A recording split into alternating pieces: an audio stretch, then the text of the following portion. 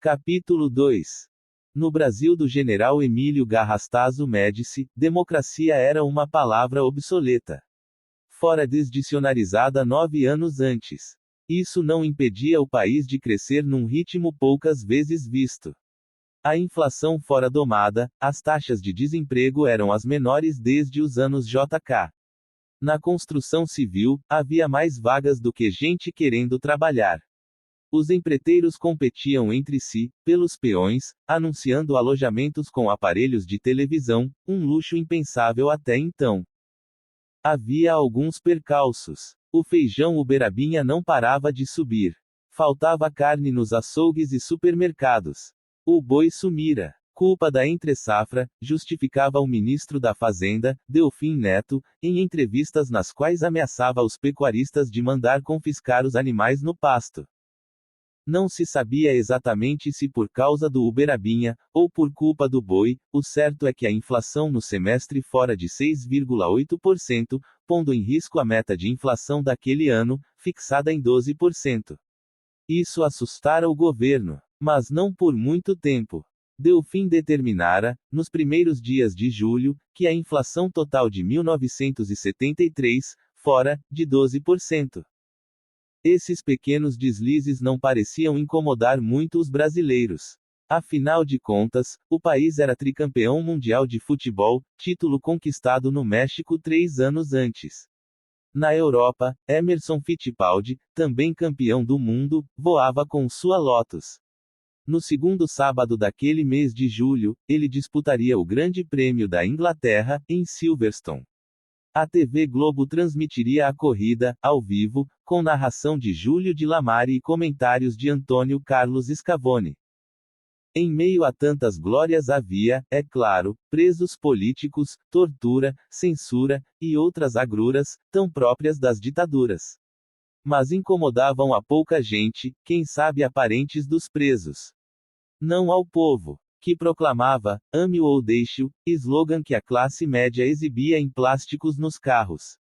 E o resto do mundo, em crise, Vietnã, o Watergate, o socialismo de Salvador Allende no Chile, a volta de Perón na Argentina, era prova inconteste de que tinham razão, os ufanos plastiqueiros. Havia também política, com P minúsculo.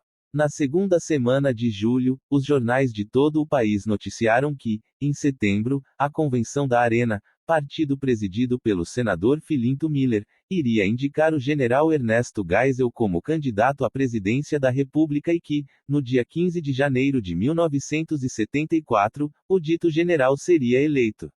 A republiqueta em que se transformara o Brasil tinha coragem de anunciar o resultado de suas eleições com 6 meses de antecedência. Mas, apesar da tirania dos militares, e do servilismo dos civis, o Brasil ainda era o Brasil. E no Rio de Janeiro, que continuava lindo, os intelectuais e artistas, vendo que a ditadura ainda iria durar muitos anos, relaxavam, não se abstinham do chope gelado após a praia, que ninguém era de ferro, esqueciam-se aos poucos dos traumas de 1968. Naquele ano, o inverno existia apenas na folhinha. No Rio, fazia 35 graus. E mesmo quem não gostava de praia não precisava se desesperar. Podia ver Gal no João Caetano, Betânia no Teatro da Praia ou Vinícius no Teatro da Lagoa. Depois esticar no Antônios, bar e restaurante da moda, no Leblon, onde intelectuais, artistas e jornalistas batiam o ponto diariamente.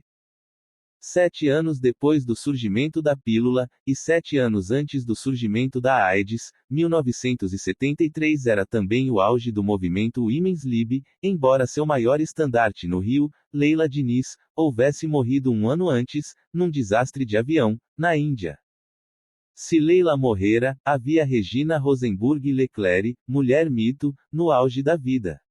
Rica, alegre, generosa, de estonteante beleza, aos 33 anos Regina se dividia entre uma mansão cinematográfica no promontório da Joatinga, debruçada sobre o Atlântico, entre a Barra da Tijuca e São Conrado, um apartamento em Paris, uma casa de praia no Tahiti, um castelo no interior da França e um iate.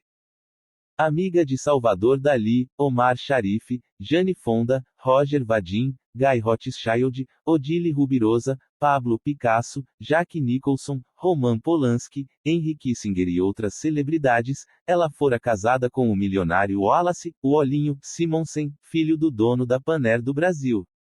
Separaram-se e, em 1968, ela se casou novamente, dessa vez com Gerard Leclerc, francês magnata dos calçados. Jamais houvera uma carioca tão internacional. Naqueles primeiros dias de julho, Regina viera passar uma semana na cidade, praticamente em segredo, para resolver problemas pessoais, entre os quais um desfalque em sua conta no Banco Nacional, dado por um funcionário da agência Leblon. Nem mesmo fora ao Antônios, cujos habitués tiveram de se contentar com sua foto na parede. Regina tentara voltar na segunda-feira, mas encontrara lotados todos os voos para Paris. Conseguiu então um lugar na primeira classe do voo 820, da Varig, que deixaria o Rio na noite de terça-feira, dia 10 de julho.